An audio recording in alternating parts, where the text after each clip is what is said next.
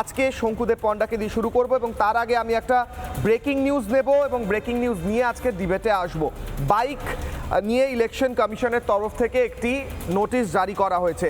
Bike চলাচলে বিধিনিষেধ। আমি রিকোয়েস্ট করব এই ব্রেকিং নিউজটা দর্শকদের দেখাতে। বাইক চলাচলে বিধিনিষেধ জারি করলো কমিশন। বাইক চালিয়ে কোনো মিছিল নয় অথবা রাতে কোনো বাইক চালানোও যাবে না। সন্ধ্যে 6টা থেকে ভোর 6টা পর্যন্ত নিষেধাজ্ঞা। দিনের বেলায় বাইকে সহযাত্রী বসানো যাবে না ভোটের 48 ঘন্টা আগে। জরুরি দরকারের ক্ষেত্রে ছাড় কমিশনের। প্রয়োজন ছাড়া যাতায়াতে লাগবে অনুমতি। স্থানীয় থানা থেকে নিতে হবে লিখিত অনুমতি। বিধিনিষেধের বাইরে ডেলিভারি অ্যাপের বাইক। ভোটের 48 ঘন্টা আগে থেকে বিধিনিষেধ লাগু। অর্থাৎ এখন থেকে নিয়ে ভোট অবধি আর বাইক চালানো যাবে না রাত্রিবেলা, এবং সকালে কোনো পিছনে পিলিয়ন রাইডার বা সহযাত্রীকে বসানো যাবে না। শঙ্কুদা, আমার প্রশ্ন হচ্ছে, মমতা বন্দ্যোপাধ্যায় বলছেন যে বিজেপির commission, vanish Kumar coat unquote তিনি শব্দ ব্যবহার করছেন, তারা আপনাদের হয়ে কাজ করছেন এবং আপনাদের জন্য তারা এই কড়াকড়ি করছেন। বাংলার মানুষের তাতে অসুবিধা হচ্ছে, এত বাহিনী এসে যুদ্ধ পরিস্থিতি তৈরি করা হচ্ছে। এটা সম্পূর্ণটাই আপনাদের পক্ষে কমিশন কাজ করছে। 30 সেকেন্ডস।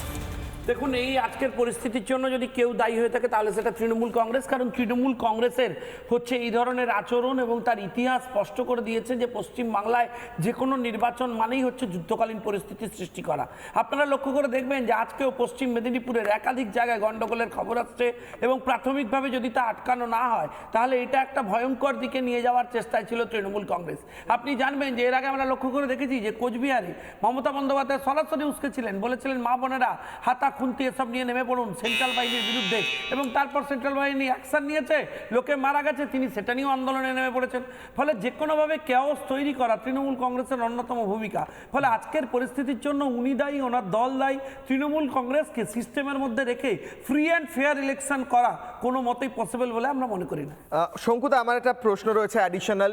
তৃণমূল কংগ্রেস বলছে নির্বাচন কমিশন নিজেদের এক্স হ্যান্ডেল থেকে লিখেছে আলটিমেটাম টু তৃণমূল কংগ্রেস। এটা নির্বাচন কমিশন করতে পারে না।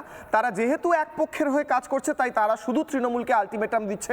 বিজেপি বা সিপিএম বা অন্যান্য দলের নাম কেন উল্লেখ করছে না? মমতা বন্দ্যোপাধ্যায়ের কথা উল্লেখ করেছেন, বলুন স্যার। দেখুন, তৃণমূল কংগ্রেস ছাড়া অন্য কোনো দল সরাসরি ইলেকশন কমিশনকে এইভাবে আক্রমণ করছে না, এবং যেভাবে আক্রমণ করছে সেটা শোভনীয় এবং কাঙ্ক্ষিত নয়। ইলেকশন কমিশনের যে আইন আছে যার মাধ্যমে নির্বাচন কোনো দেশের কোনো জায়গায় হচ্ছে পরিচালিত হয়, সেই আইনের মতানুসারে যে কোনো স্টেক হোল্ডার তাকে নির্বাচন কমিশনকে সম্মান করে তার আইন মেনে চলতে হবে। এটাই আইন, এটাই নিয়ম।